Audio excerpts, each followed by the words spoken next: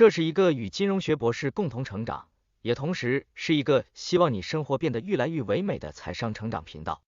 今天我们就来聊聊，如果要从头开始财务自由6部曲的话，我们到底应该要怎么做呢？如果你能遵照我们分享的步骤，我们保证你能领先一步。如果这是你第一次观看我们频道的节目，请记得要点赞订阅，你的支持是我们坚持下去的最大动力。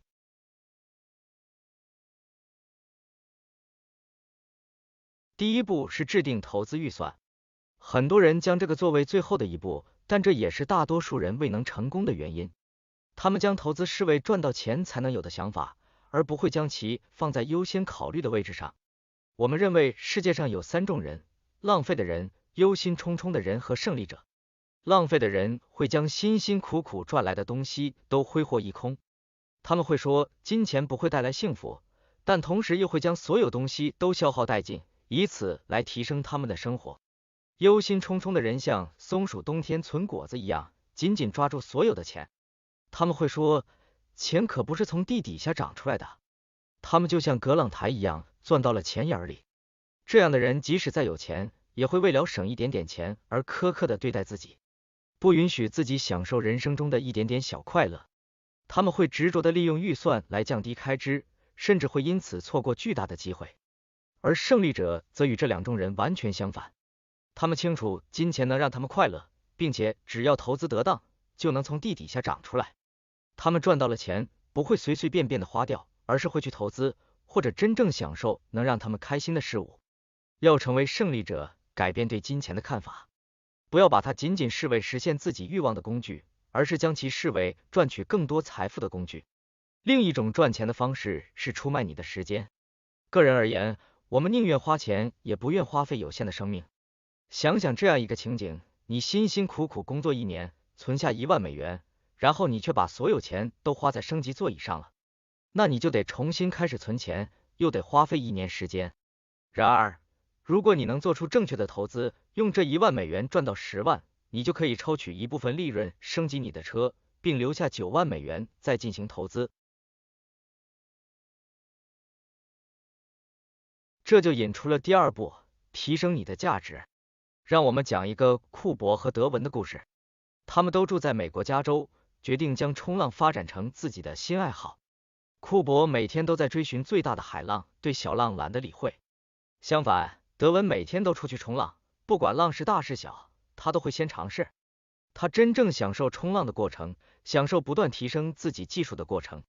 有一天，库珀和德文一起出去，那天的浪巨大无比，犹如排山倒海。库珀心想，这不就是他一直梦寐以求的吗？这个海浪终于足够大，配得上他了。而德文只是兴奋于自己的技巧终于能派上用场。在他眼里，这与其他海浪本质上没有什么区别。他们一起朝着海浪冲去，德文熟练地掌握技巧，乘风破浪极为畅快。他回头看，以为库珀就在他身后，但他却不见了。库珀早就掉下冲浪板了。当浪来时，他只能眼睁睁地看着德文，自己只能在原地傻愣了。对库珀来说，德文只是走运而已。但事实上，德文已经做了很多练习，每一次的跌倒和闪过的小浪花都为他积累了经验。对于致富，大多数人都是如此。他们花费大量时间寻找能让他们一夜暴富的东西，但忽略了日常生活中不断积累价值的机会。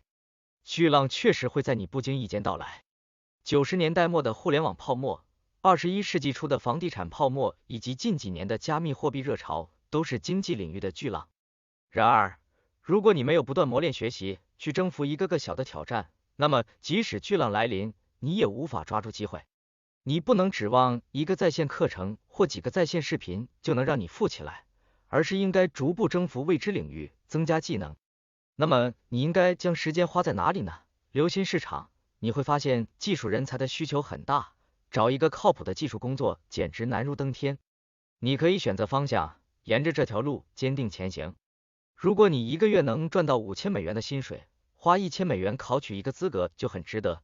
1年后，你将获得6万美元的回报。如果你不知道该做什么，不要浪费时间等待，可以学习一些通用技能，如公开演讲、谈判和内容创作。无论你将来选择哪个领域，这些技能都能派上用场，因为它们是可迁移的。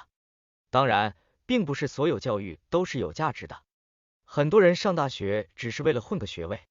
然而，如果你将每项技能都看作是一种投资，并从中获得回报，那就是值得学习的。如果是我们自己，我们会尽量多次重复这个步骤，直到发挥出最大的潜力。不断提升自己的价值是抓住时代机遇的关键。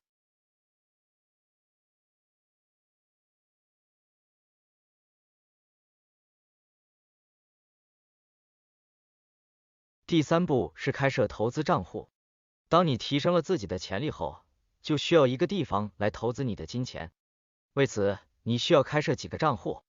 将一部分投资预算放入股市是个不错的主意。虽然这不太可能让你在短期内致富，但只要你早日入市，几年后就会开始产生复利效应。现在投资变得前所未有的容易，只需一部手机，你就能使用各种投资小程序。你只需仔细选择一个可靠的平台，通过小程序以低成本、便捷的进入全球股票市场。这些平台上的股票种类繁多，总能找到适合你的几只股票。未投资的资金也可以通过利息积累收益，还有欧元、美元、英镑等多种选择。现在就开始你的投资旅程吧。但是我们要提醒你一点，投资一定是有风险的，只要有投资，那么就有可能会提升，也有可能会下降。第四步是创建资产，这是积累大量财富的真正关键。让我们以约翰和亚历克斯的故事来解释这个概念。约翰充分发挥了自己的潜力，然后每个月将剩余资金投资于股票市场，希望有朝一日成为百万富翁。而亚历克斯则缺乏耐心，尽管他也最大限度地发挥自己的潜力并投资于股票，但他更注重创建资产。他首先发现市场上的空白，并应用自己独特的技能，创立了自己的啤酒品牌。他花费大量时间完善品牌，尝试不同口味的酿造技术和品牌策略。他甚至投资建立了一个网站，利用自己的社交账户来推广产品。与此相反，约翰对亚历克斯的生意持怀疑态度，认为投入过高而回报相对较少。因此，约翰没有像亚历克斯一样进行探索，而是继续投资，每个月将相同数额的资金投入股市。几年过去了，亚历克斯的生意开始增长，他开始接到来自全国各地的订单。他酿造的啤酒逐渐成为了家喻户晓的品牌。然而，在约翰获得股票投资巨大回报之前，需要等待很多年。认真思考一下，投资股票就是在种植别人创造的资产的小种子。然而，如果你投入时间和金钱来建立自己的事业，你自然能够产出更多财富。这个故事告诉我们，投资和创业需要两手抓，两手都要硬。第五步是有策略的使用借贷。很多人可能对这一点有所抵触，但实际上借贷并不一定是坏事。让我们解释一下，如果你想购买多处房产进行出租以产生被动收入，你可能会认为自己需要省下一大笔钱才行。然而，事实并非如此。你可以有策略的使用借款来购买一处状况不佳但位于最好街道的房子，通常这种房子的价格会较低。假设它售价为10万美元，然后你花费5万美元进行修缮，然后它的价值就变成了20万美元。之后，你可以以它的新价值的75%，也就是15万美元进行再融资。这样你就能用15万美元再购买一处房产，或者修缮另一座状况最差的房子。循环这个过程，你可以将其想象成生活中的大富翁游戏。但是要让这个游戏能够顺利进行，你需要有良好的信用评分。因此，如果你从头开始，我们会尽快获取一张信用卡，并在每个月底按时还清欠款，逐渐提升我们的信用评分。借款人通过这个评分来判断你的可靠程度。我们知道，凭借使用借款来证明自己的可靠性，看起来好像很疯狂，但这就是现实。所以，你需要改变对债务的看法，不要简单的认为它是件坏事，要努力去了解它，从而更好的利用它。第六步是不要花掉自己赚到的钱。说到金钱，很多人存在一个误解，认为自己赚的越多，就应该花的越多。这是大错特错了。实际上，能够永远享受美好生活的关键在于利用你的投资组合所产生的收益。这种收益通常在8%到10%左右。但是，我们并不是说你应该把收益取出来然后花掉。也许这听起来有点迷惑，让我们来举个例子。假设你投资了100万美元，那么你可以花掉这笔钱的10%，也就是每年能够从赚取的利息中支出1万美元。当然，这在很大程度上取决于你的收入有多少，但只要你能够做到这一点，问题就不大了。那么就不会有什么大问题。你可以这样想，你赚到的每一块钱都是一粒种子，你可以将其种下，看着它长成一棵摇钱树。你种下的种子越多，你的资产组合就越庞大，收益也就越多。如果你能像照料一棵树那样照料好你的投资组合，只从树上摘取果实而不损坏树的枝丫，那它就会不断成长，为你的未来提供支撑。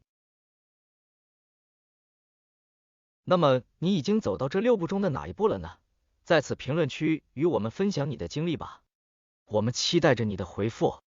好了，今天的财商节目到此结束了，不要忘记给我们点赞和订阅哦。这里是金融致富，我们很快又会再见了。